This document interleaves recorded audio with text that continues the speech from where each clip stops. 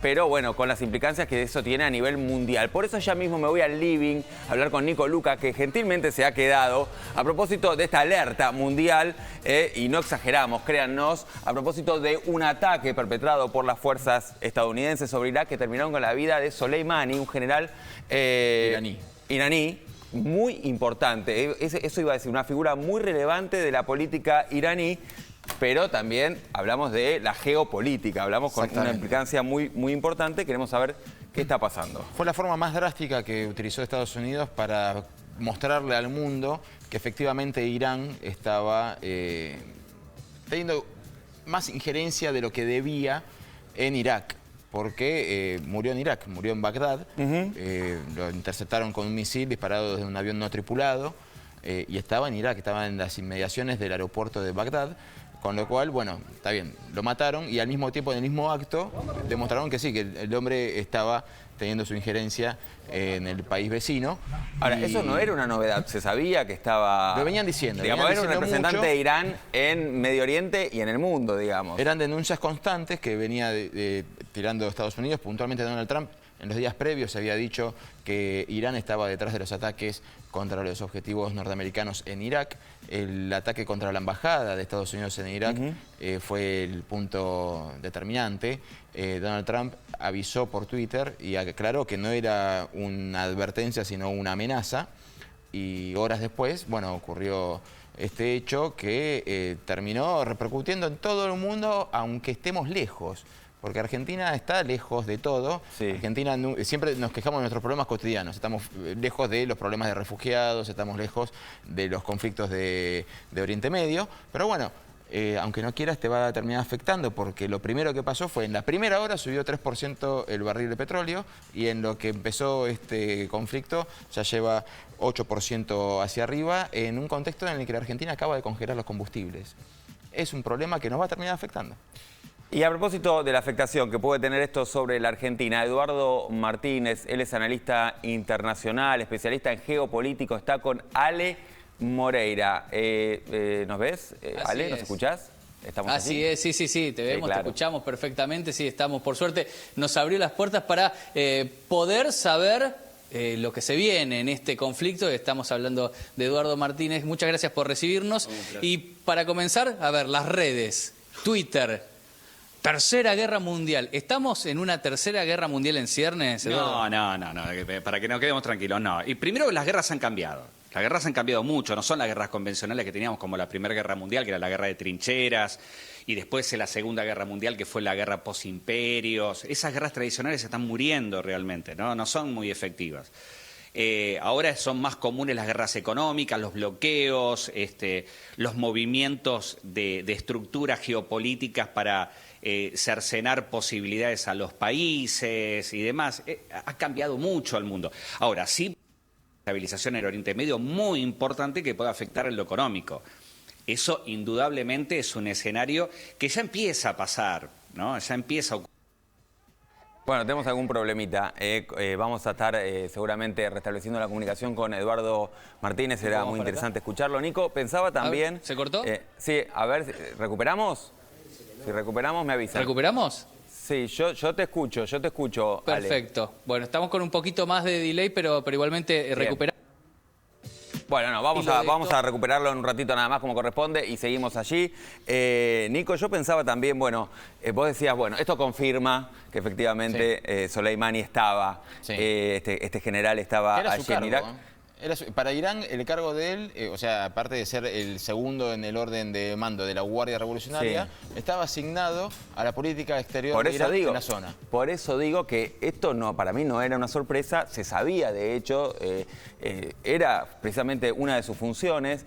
Ahora, por otro lado, me pregunto cuánto de esto también tiene que ver con la política interna de los Estados Unidos, teniendo en cuenta que hay un juicio político en marcha contra Donald Trump y elecciones presidenciales nada más y nada menos, y uno sabe que los republicanos, y puedo ir a Bush, que ha atacado Irak y ha ganado una reelección en base precisamente a ese ataque, a partir de una denuncia de armas de destrucción masiva que finalmente se comprobó que no estaban, pero que le sirvió a la hora de hacer campaña. ¿No estaremos también en presencia de una campaña electoral que ya arrancó en los Estados Unidos? Bueno, Twitter es el peor de los archivos para los que son tuiteros activos y fue instantáneo que salió el carpetazo, hicieron captura de un tuit de Donald Trump del año 2011, cuando Donald Trump no estaba ni en los planes de ninguno para llegar a la presidencia. Estaba en la tele, seguramente. No, obviamente, estaba en la tele. Sí, en el 2011 claro. Todavía estaba en el reality show, Sí. en el Shark Tank. El tuit de Donald Trump era contra Barack Obama diciendo, ¿qué vas a hacer ahora? ¿Vas a ir a la guerra contra Irán para ganar la reelección? Y lo toreó. Fueron 2, 3, 4, 5 tweets atacando la política de Obama ante Irán, diciendo que la utilizaba con fines políticos y en el 2011 puntualmente con fines electorales. Y ahora, bueno, se lo recuerdan.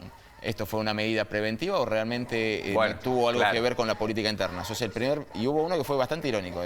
Bueno, estamos ante el primer presidente sometido a un impeachment que realiza una movida bélica. Ahí hemos restablecido el contacto con Eduardo Martínez, a quien le trasladamos un tanto la pregunta a propósito de esto que veníamos hablando con Nico. ¿Cuánto hay de política interior y no exterior en este ataque de los Estados Unidos sobre Irán, teniendo en cuenta que hay elecciones presidenciales y un impeachment que está en camino? A ver, ¿cuánto hay? Toda, ¿no? Es decir, hay una costumbre en los Estados Unidos que nunca cambian de caballo a mitad del río. Es decir, nunca cambiaron de presidente a mitad de una guerra. Si recordamos lo que pasó después del ataque a las Torres Gemelas, Bush tenía una imagen muy baja, realmente. La gente había pensado que no los había cuidado y demás, y sin embargo no lo cambiaron en mitad de la guerra. Es decir, esto ha pasado siempre, ¿no? Y aquel, por ejemplo, el padre de Bush, que termina en una guerra relámpago, la guerra del Golfo, que termina durando 15 días, la acción real, termina así siendo reemplazado por los demócratas como Clinton, porque la guerra había terminado. Es decir, aprendieron de esa lección. En un año que podemos prever que están los caucus y todo el proceso electoral en los Estados Unidos, y vos tenés una guerra dialéctica con Irán, donde un mes haces una cosa, el otro te responde otra, y va pasando el año y te mantiene la tensión, se hace necesario un presidente, por lo cual es muy interesante. Sí, yo creo que está toda la política interna norteamericana metida en esto, indudablemente. De hecho, ya los demócratas salieron a decir, esta intervención de los Estados Unidos no tuvo precisamente la intervención del Congreso, lo cual es otro conflicto interno. De hecho, se agarran de que como no hubo una declaración formal de guerra, no tenía por qué pasar por el Congreso. Es como que hubo una trampa ahí, esta famosa gambeta. Doctrina del ataque preventivo. Estamos otra vez inmersos en esto. Claro, a ver. Primero, las reglas que tiene un presidente estadounidense es que cuando va a hacer una acción militar, lo único que tiene que hacer es informar al Congreso, no tiene que pedirle permiso, tiene que informar. ¿Cómo puede informar al Congreso llamado a los líderes de las bancadas diciéndole, quizás a 10 segundos del ataque, en este momento estamos por iniciar un ataque, pero tiene que avisarlo? Claro. Aunque es formal, pero lo debe hacer. Esto para que no se confunda.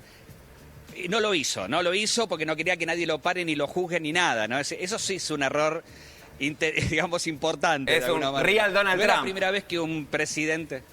Claro, no es la primera vez que un presidente norteamericano lo hace, hay que decirlo, pero habitualmente lo que se hace es convocarlo y decirle directamente a los líderes de tanto del Senado como la Cámara de Representantes, decir, mire, vamos a hacer un ataque. En este momento hay un proceso para realizar un ataque. Listo, suficiente. ¿Qué es la explicación que tiene que dar? Es todo lo que te puedo dar en este momento. Cuando tengamos un resultado te aviso. Es todo lo que tiene que hacer el presidente. Ni eso hizo. Y recordemos que cuando en junio hubo un problema similar, Estados Unidos estuvo a punto de hacer un ataque y 10 minutos antes Trump lo tuiteó. Dijo, decidí no hacerlo porque él sentía que la escalada iba a ser muy grande. ¿Qué lo impulsó para hacerlo de una forma tan desmedida esta vez?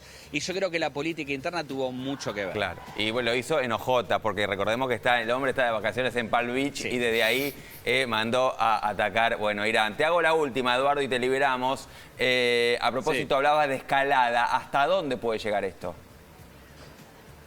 A ver, eso es interesante porque lo estamos charlando así un poquito fuera de aire. Si vos te hacen un ataque nivel 10, ¿no? Nivel 10 es el más bajo, el nivel 1 es el más grandote. te hacen un nivel 10 y vos qué haces, respondés con un 10 o un 9, no te vas. Bueno, acá lo que hizo fue del 10 pasó al 3. Hizo un salto Trump tan grande que no le está quedando demasiado margen para jugar todo el año con la escalada. Claro. Porque decir, ¿qué le queda? Invadir Irán. Es decir, si matás al número 3 de Irán, no te queda otra que invadir Irán. Por lo cual, en esa situación, lo único que te queda es aguantar este tiempo de ver qué va a hacer Irán como represalia. Y generalmente Irán lo que hace son ataques en distintas partes del mundo a blancos norteamericanos. Jamás dentro de Estados Unidos porque es difícil, pero sí lo hace a nivel más, digamos, de alguna manera más localizado, por ejemplo, en blancos norteamericanos en Europa o en Oriente Medio y demás. Eso es lo que sí se puede llegar a esperar, pero la verdad es que la escalada que armó Donald Trump ha sido un salto inesperado y enorme, diría yo, ¿no? Bueno, veremos las consecuencias, estaremos atentos. Eduardo, siempre es interesante escucharte, así que ojalá podamos hacerlo esto seguramente. Es una noticia en desarrollo, veremos cómo sigue. Así que un día de estos, cuando quieras, te podés venir acá al estudio y seguimos charlando. ¿Te parece? Sí, le parece, le saqué el retorno. ¿Vas a ir al estudio o no? Sí, uno de estos días estoy de vacaciones, así que ya podemos bueno, muy bien. Como Donald Trump, esperamos que... No. Y depende, si no estoy de viaje, podemos llegar a arreglar. Muy bien. Muchas gracias, chicos. No, a ustedes. Y a propósito de...